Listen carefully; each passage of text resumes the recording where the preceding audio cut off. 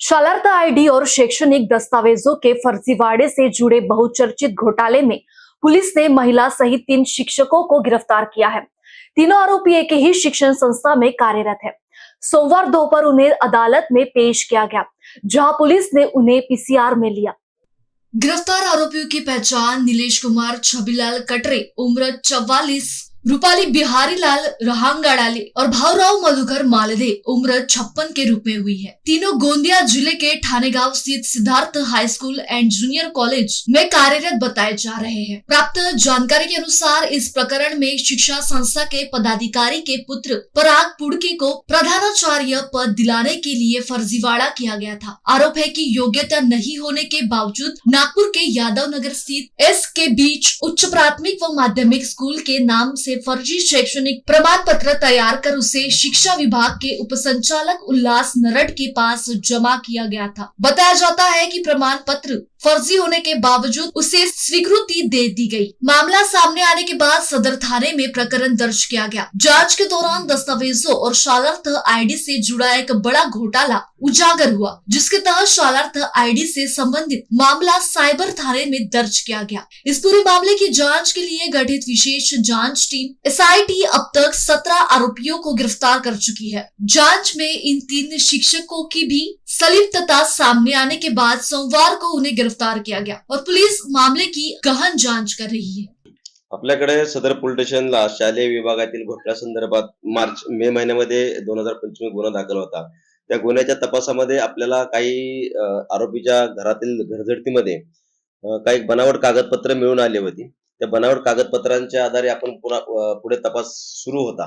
त्या तपासामध्ये अद्यापर्यंत आपण एकूण 17 आरोपी अटक केलेले आहेत।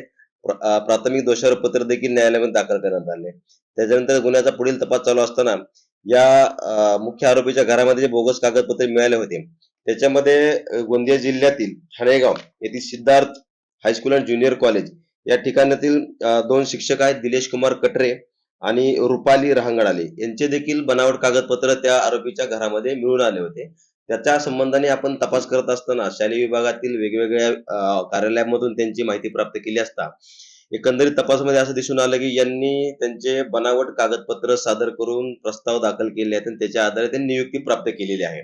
त्याच्यावरून आपण या गुन्ह्यामध्ये त्यांना आरोपी केलं होतं। त्याच्या संदर्भात त्यांनी सेशन कोर्ट, हायकोर्ट वेगवेगळ्या ठिकाणी जामिनाकरता अर्ज केले, परंतु त्यांचे जामीन अर्ज आपण आपल्याकडे असलेल्या भक्कम पुराव्याच्या आधारे नाकारण्यात आले होते।